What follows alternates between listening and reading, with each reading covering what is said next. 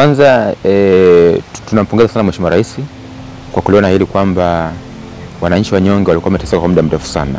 Ndio maana akaamua kuridhia kuja na kampeni mahususi ya huduma ya msaada wa kisheria.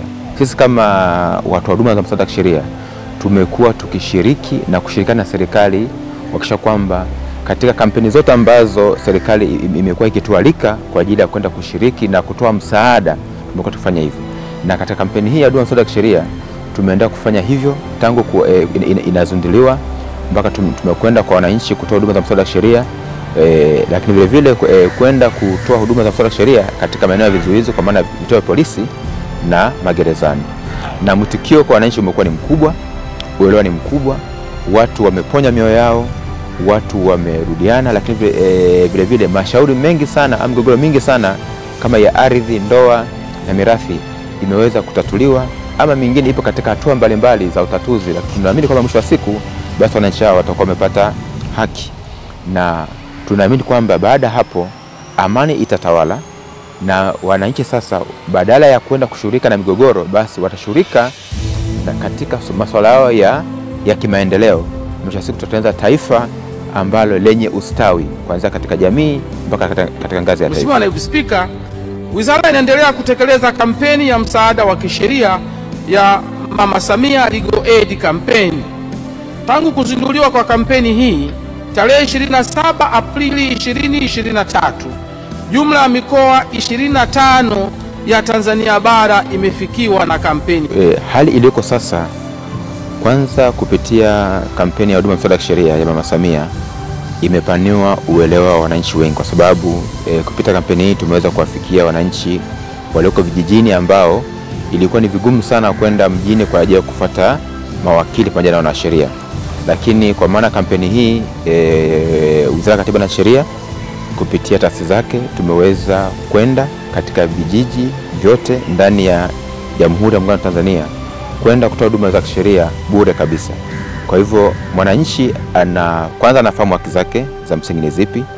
Akishafahamu haki zake ataweza kuzidai na kuzilinda na kuzitetea katika taasisi mbalimbali za utoaji wa haki. Huko nyuma kabla ya sheria, kwa sababu sheria imetungwa mwaka 2017, lakini kabla ya sheria kuna yale makosa ambayo yalikuwa mtu akitenda anapata huduma ya msaada wa kisheria bure, na makosa hayo yalikuwa ni makosa ya jinai, na hasa yale makosa makubwa kama mauaji na unyang'anyi. Lakini sasa baada ya kuona kwamba kuna uhitaji mkubwa sana wananchi wale wanyonge ambao wengi wetu ni maskini, hawezi kumudu gharama za mawakili.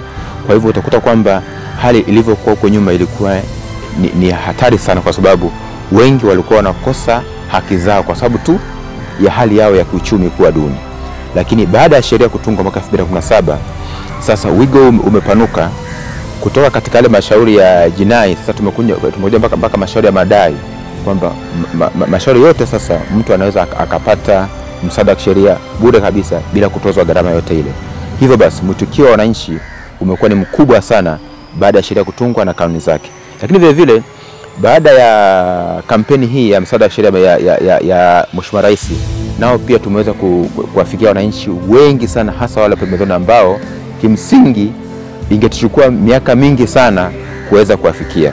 Ni huduma ambayo mawakili, wanasheria pamoja na wasaidizi wa kisheria wanaitoa bure. Lakini haimaanishi kwamba huduma hii ni kwamba ni bure, hapana. Kuna gharama ambazo kama taasisi inazingia kwa ajili ya kumlipa yule anayetoa ile huduma.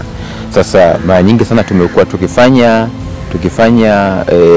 miradi ambayo inakwenda sambamba na miradi ya serikali, lakini vile vile kuna maandiko ya miradi ambayo nchi wenzetu wahisani wameweza kutusaidia kwa kuweza kuongeza bajeti ya utekelezaji katika miradi hii. Lakini vile vile serikali pia ya Muungano wa Tanzania pia imewezesha pia katika kuhakikisha kwamba huduma hizi zinaweza kupatikana. Tuwe wito kwa wananchi wote katika mikoa ambayo tunakwenda kupita katika hii awamu, kwanza waweze kujitokeza kwa wingi katika maeneo yao, katika maeneo ya vijiji na kwenye kata na wilaya.